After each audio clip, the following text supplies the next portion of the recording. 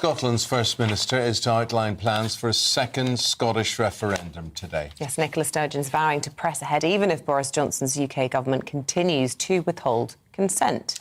Now, in the first referendum, that was back in 2014, Scotland voted against independence. The result was 55% to 44%. Well, our Scotland reporter, David Donaldson, has been speaking to people in Edinburgh to find out what they think of the potential second vote. I think there'll be a landslide this time for yes, so just looking forward to that. I take it obviously you'll be voting in favour of it. Yes, absolutely. And what do you say to people that are concerned about how it's going to work and the money as well? Apparently £3.5 billion shortfall. I think that's just propaganda, Tory propaganda. I am an SNP supporter, however I'm not for Indy Ref 2. Was all for it, Indy Ref 1, but I think they could do with spending the money elsewhere. I'm all for it. I'm a member of the Sir Alastair Pipes and Drums. OK, and a lot of people will say that, you know, where's the money coming from and how's it going to work? We're a rich country. Too poor, too small, too stupid. No. There's some views there. That one made me laugh, sorry. Oh. What are the chances, though, overall of an independent Scotland? Let's go to the author of The Scottish Question, and that's Alastair Donald here. Alastair, good morning to you. Good to have you on board here. I suppose the big thing is we're listening to people, and no matter what your view is, who's going to pay for it all? Can Scotland go it alone and pay the bills? Well, I've got a bit of sympathy for the last comment in your interviews, because I thought that the idea that Scotland is too small to go it alone, I don't think is right. I think the question is more whether it's right to go alone. And I think if you look at the last 14, 15 years that the SNP have been in power, then what you're finding today is that they're between a rock and a hard place, really. On the one hand, their record in power by most objective standards is fairly appalling. They've seemed to have gone over the top of the hill in terms of support for independence, so they're looking for a way to keep this going. And at the same time, down in London, who have to give, under the Scotland Act, permission for a referendum to be held, London is not interested in giving that permission. So they're in a problematic place, and I think the problem is political rather than Scotland's ability to go it alone, which, you know, there's lots of small countries in the world that can survive alone. I'm just curious then about that permission being granted or not. I mean, London, as you say, have made it perfectly clear they're not interested in doing that. But Nicola Sturgeon saying she'll press ahead with this referendum regardless. So what are the legalities and realities of that actually being able to happen?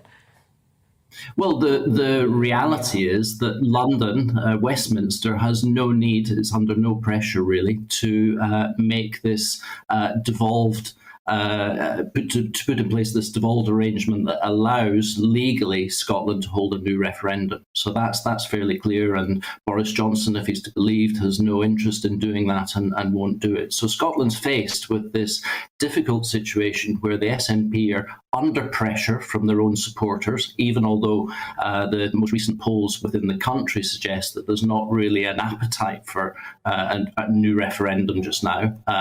Everybody says in the long term there is, but there doesn't seem to be at the moment.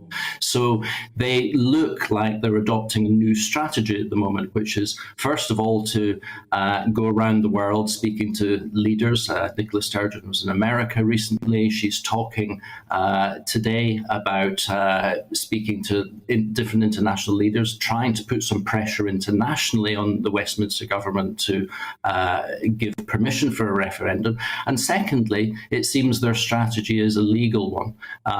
It seems to be almost certain that the next 13 months, because she wants to hold this referendum in October next year, is going to be one of bureaucracy and legal manoeuvres, which is interesting, I think, because if you think about national movements, then generally throughout history, they've drawn their power from the people. You know, they've been very people-orientated movements, whereas this seems to be much more about diplomatic manoeuvring and legalities, and lots of lawyers becoming involved, which is a very different sort of national movement.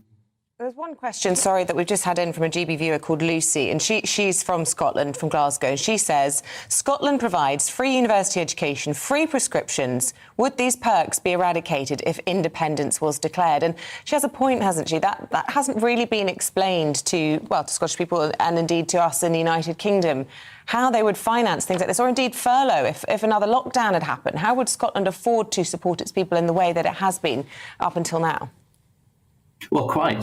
These things have been an exercise in completely avoiding giving any answer from the SNP over recent years. And you can understand why, because as a government, they've been a fairly appalling government. I mean, you've only got to look at Scottish services, healthcare, education. All the main Scottish services are in fairly poor condition, and the SNP as a government hasn't really performed. It seems to have few genuine economic and political ideas about how to, even to the extent the government is devolved just now, how to run a devolved government, never mind an independent government. So a lot of the way that Scottish politics works just now is not in the normal way that politics work, where the government in power draws its appeal and draws its authority from what it does as a government. In Scotland, it actually works the opposite way, that the SNP as a government draws its appeal from basically criticising and slagging off Westminster and what goes on in Westminster. So it's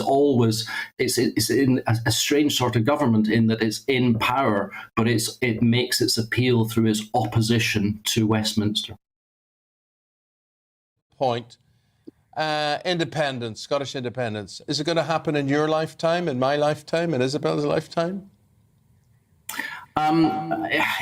I think the one thing that you know about politics today is that it's very, very unpredictable. And I think the way that these matters work is not according to what we, across the course of my lifetime, have understood as the politics and the way it works. Often there's actually at the core of these things are quite modern questions of identity politics that are caught up in the Scottish question just now.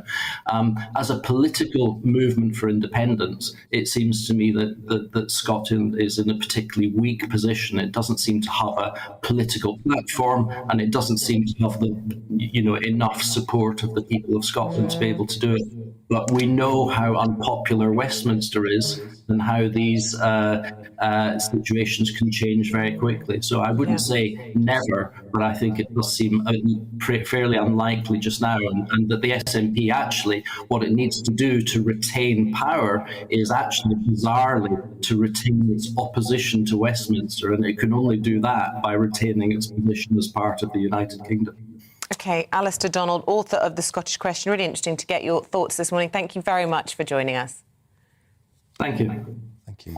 I think it's very interesting listening to Alastair there, because I think a lot of people in England don't really understand that if you're Welsh or if you're Scottish or if you're Northern Irish, how much it is so vital whether they actually like the Westminster government or not, or how they feel the Westminster government treats them. But, or thinks of you say people in England don't necessarily relate to that. I don't know if that's true. We talk about the Red Wall. I mean, the whole swathes of the north of England, whole swathes of Cornwall, parts of the country that feel completely and utterly cut off and separate from Westminster. We talk about the Westminster bubble. It's something that we try and sort of counter here at GB News, is to try and reflect those views from around the country. But, are they out of touch? It just goes to show how out of touch Westminster is really with every corner, really, of the UK.